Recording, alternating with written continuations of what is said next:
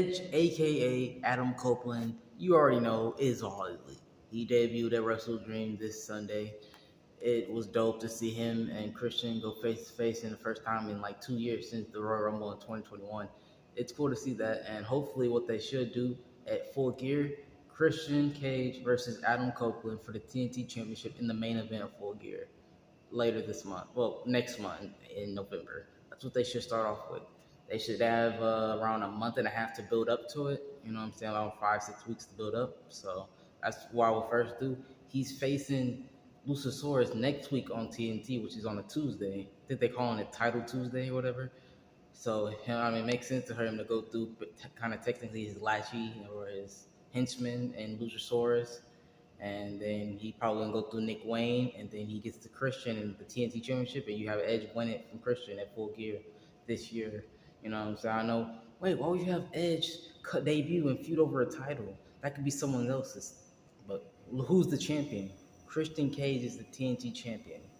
It only makes sense for his first thing back, his feud back, to be with Christian. Why not do it for the TNT Championship? That will make the TNT Championship the prestigious championship of them all. And that's why I said it should main event Full Gear. Whatever MJF is doing probably won't be on the same level of Edge and Christian. Edge and Christian are the two biggest names in AEW. It only makes sense, right? Look, MJF is probably going to fight Jay White, and that feud the match is going to be good, but it's not a bigger main event than Adam Copeland and Christian Cage. That's what I would do for Edge and AEW.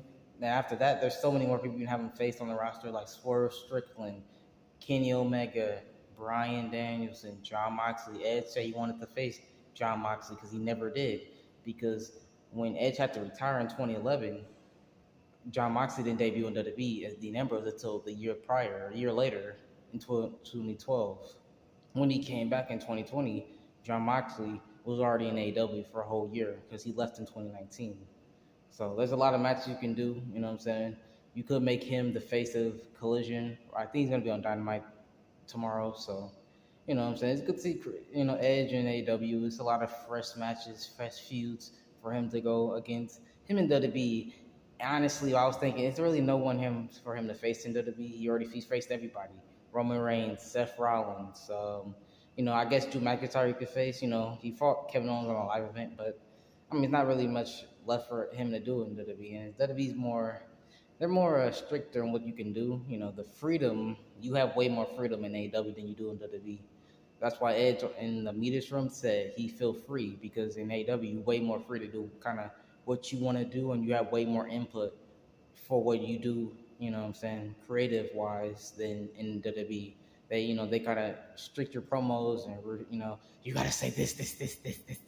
In AEW, you can really do what you want, obviously within the guidelines. So yeah, it's cool to see Edge in AEW. Hopefully he flourishes, and maybe we can even get Edge and Christian reunite maybe in a couple of months. After this feud, you know what I'm saying? We can get them versus the Hardys in a ladder match. You know what I'm saying? Maybe for the tag team titles. Who knows? Maybe Edge and Christian or the Hardys face FTR and win the tag titles from them, and then we can get the match on a pay-per-view, which will be cool. Kind of nostalgic, you know what I'm saying?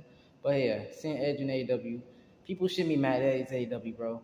It's Edge. It's Adam Copeland. It's his life. If he wants to go to AEW, let him go to AEW. Because if any of y'all was a wrestler and y'all went to AEW when you're in WWE, you will want to do it. It's your decision at the end of the day. And he's not betraying WWE. He did, I think, a message or a tweet on Instagram basically saying he thankful to WWE and he's happy and he still be watching. So why we shouldn't be taking that out of context and saying, oh, he betrayed WWE. He been there for 25 years and he left for AEW, the second league company. Like, it's not that big of a deal. AEW is the second biggest wrestling company in the world.